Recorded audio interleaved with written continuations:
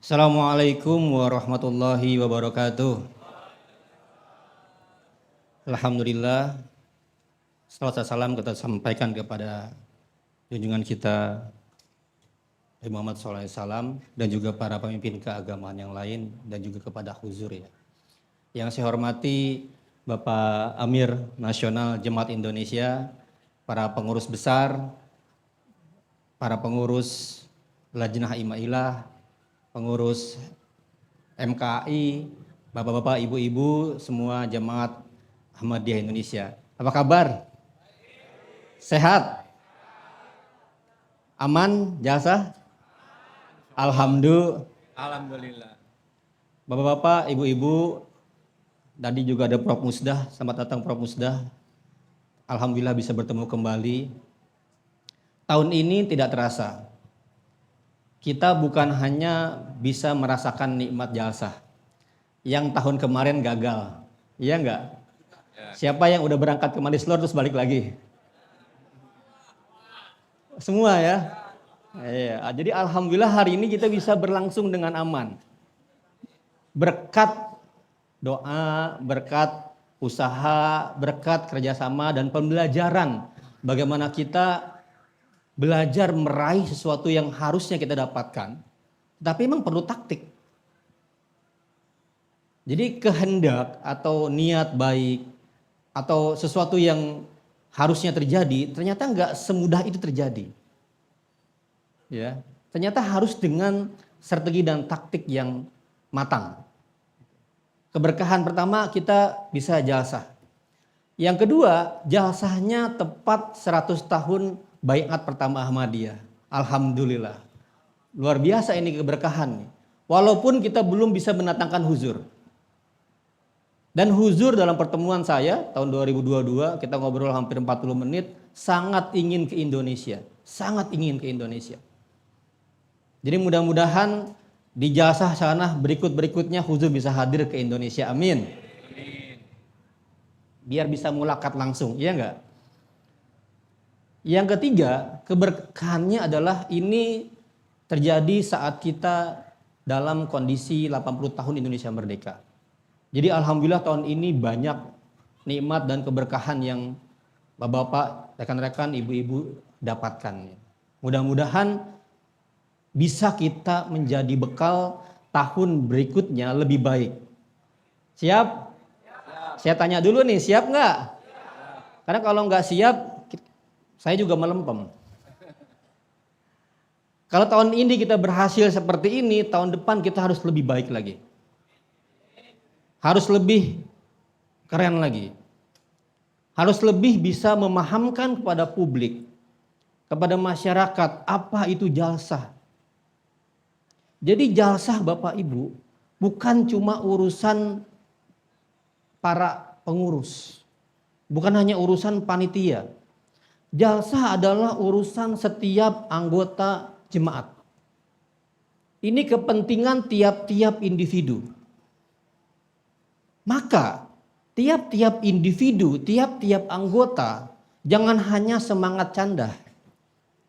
Atau jangan hanya semangat hadir, tapi semangat membantu menjelaskan ya, kampanye bahwa ini pertemuan ilmu. Ini pertemuan tentang bagaimana persaudaraan dirajut se-Indonesia. Ketemu antar suku, antar generasi, antar kelompok dalam satu forum yang ilmiah gitu. Dan ceritain coba mana ada ya 3 hari jamaat duduk dengerin dengan setia. Susah Pak. Susah Pak. Saya setengah hari udah panas itu kaki itu Pak. Ini 3 hari orang mau duduk, mau ngedengerin gitu. Dan gak ada yang nundutan juga, ya sedikit doang ada. Tapi semuanya fokus, semuanya perhatian. Jadi ini adalah bukan hanya forum keagamaan. Ini forum pendidikan, forum pencerdasan kehidupan bangsa. Forum sila ketiga Pancasila tentang persatuan Indonesia. Forum tentang mendorong bagaimana keadilan, ya, hak asasi manusia, perjuangan akan hak-hak konstitusi diperjuangkan gitu. Mungkin di antara bapak-bapak, ibu-ibu ada ketakutan. Aman nggak saya? Bener nggak? Ada keraguan, bener kan? Ada keraguan pasti. Kira-kira saya dibubarkan kapan ya? Kayak di Cianjur sekarang gitu, di Cianjur sekarang lagi deg-degan nih. Bubarin enggak? Kayak kemarin acara di Bogor tiba-tiba udah setting semua dibubarkan. Tapi itu adalah dinamika, itu adalah bagian dari kita akankah lulus ke tahap berikutnya. Dan Ahmadiyah Indonesia dalam 3 dekade ini, ya 2005 pertama kali penyerangan kepada Jalsah Salanah di Parung Bogor sampai 2025, teman-teman saya ingin bilang teman-teman terus belajar dan lulus ujian, alhamdulillah.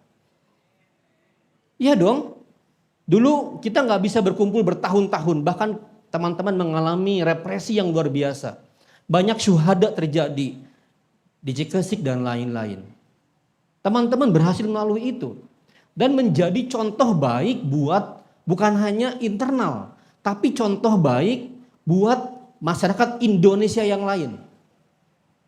Bahwa apa? Bahwa hak asasi, bahwa hak konstitusi, bahwa tentang kewarganegaraan itu nggak bisa kita hanya diam.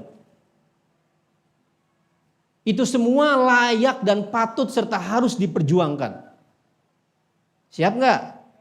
Harus siap dong. Siap. Karena kemerdekaan tidak datang sendiri. Betul, atas berkat rahmat yang maha tua, yang maha kuasa. Tapi kan ada kalimatnya, dan dengan didorong oleh keinginan luhur. Untuk apa? Berkehidupan kebangsaan yang bebas. Bebas ngapain? Bebas berkumpul, bebas beribadah, bebas melaksanakan jalsah. Ya, bebas untuk kemudian syiar setiap hari ke teman-teman menguatkan keimanan. Itu kan kebebasan. Dan itu adalah garansi, itu adalah fondasi, itu adalah semangat yang hadir di konstitusi.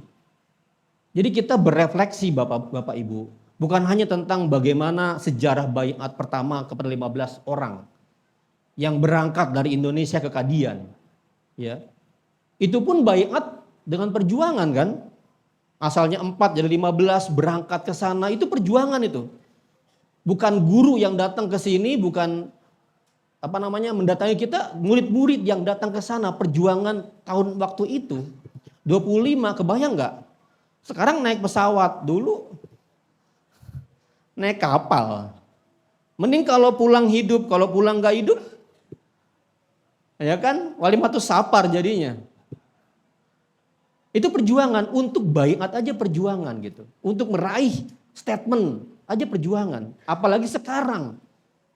Untuk bisa melaksanakan ibadah harian, jalsah. Saya harapkan spirit 15 orang itu, ya, yang berangkat ke sana itu nempel di Bapak Ibu semua. Siap menjalani segala kesulitan, siap meraih segala upaya untuk mencapai yang diinginkan. Dan itu tiap-tiap individu, bukan gimana sih pengurus, bukan gimana sih amir, bukan begitu, gimana sih para maulana, bukan. Tiap-tiap orang ambil bagian demi kemajuan jamaat. Siap ya?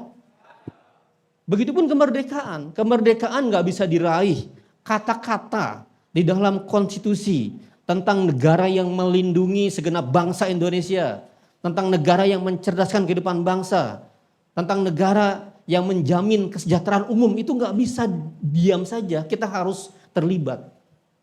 Dan Indonesia saat ini juga bagian dari negara yang memang sangat rentan akan bencana. Nah, bagaimana caranya? Kita bukan hanya membantu menangani bencana, tapi mencegah bencana. Saya ingin bilang sekarang situasi bumi, situasi global, situasi Indonesia apalagi, sangat rentan akan bencana. Badai siklon yang terjadi di Aceh, Sumatera, dan Sumbar itu nggak pernah terjadi sebelumnya. Nggak pernah terjadi. Ada yang ngerti nggak badai siklon?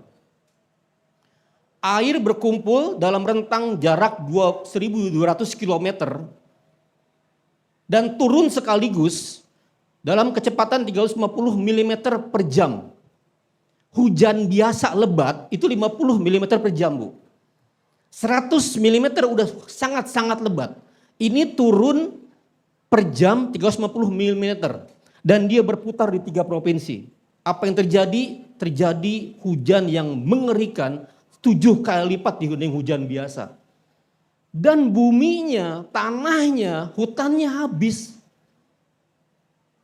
Dibalak untuk kebun besar-besaran, ditambang dengan tambang-tambang, digali buminya rusak. Jadi jemaat Ahmadiyah saya ingin minta bukan hanya itoah dalam ibadah, tapi juga punya keberanian, punya kemampuan, punya kejamaahan mencegah bumi yang semakin krisis. Krisis iklim sudah sangat-sangat di depan mata. Besok kalau kejadian di Tangerang, kejadian di Bogor, kejadian di Jakarta, apa yang terjadi? Badai siklon seperti itu. Tugas sebagai jamaah bagi saya bukan tugas sekedar untuk menjadi jamaah yang ibadahnya baik, tapi menjadi warga negara yang berjuang maksimal untuk keindonesiaan, untuk setiap pasal dalam konstitusi. Menjadi jamaah adalah bagaimana teman-teman menjadi warga dunia, menjaga bumi ini. Jaga setiap jengkal pohon, jaga setiap jengkal, tidak boleh ada polusi udara. Kalau tetangga yang bakar sampah, ya nabun kalau bahasa Betawi, cegah Pak.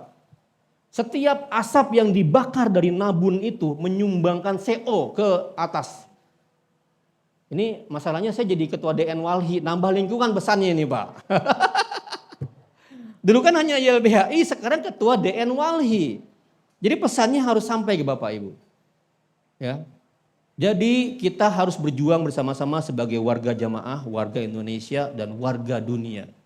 Nggak ada lagi kesempatan buat kita mengelak dari yang namanya kalimat zuharul fasadu fil barri wal bahari bima kasabat aidinas. Telah nampak kerusakan di muka bumi ini, di laut, di daratan karena ulah manusia. Ya. Please, jangan lagi ada nyawa yang terkorbankan sedemikian masif karena ulah-ulah manusia. Ya, kalau dulu kita menyumbangkan, sekarang menyumbangkan mata, sekarang kita bagaimana menyumbangkan tenaga, energi, pikiran, harta untuk bagaimana ini bisa lestari. Agar apa? Agar keindonesiaan, kejamaahan terus dia berjalan dengan baik ke depan. Bagi saya jalsah adalah rumah. Jadi terima kasih sudah diundang di rumah. Walaupun masuk rumahnya tidak pernah benar-benar sampai kamar Pak. Baru sampai ruang tamu ya kan. Tapi nggak apa-apa, sudah menjadi bagian yang sangat dekat dengan teman-teman. Jadi saya selalu rindu dengan jalsah. Selalu ingin diundang, selalu ingin bersama Bapak Ibu sekalian. Mudah-mudahan jalsah tahun depan saya diundang kembali di rumah saya sendiri. Amin. Dan mudah-mudahan juga Bapak Ibu bisa kembali ke rumah ya. Bisa memberikan peran dampak yang luar biasa buat sekitarnya, bukan hanya buat rumah tangganya. Dan mengkampanyekan tentang kebaikan Ahmadiyah, kebaikan Indonesia dan kebaikan pesan-pesan dalam keadaan yang global. Demikian dari saya, kekurangan saya mohon maaf Pak Amir dan saya juga tidak bisa lama karena harus kembali ke Rakernas Walhi. Wassalamualaikum warahmatullahi wabarakatuh. Waalaikumsalam warahmatullahi wabarakatuh.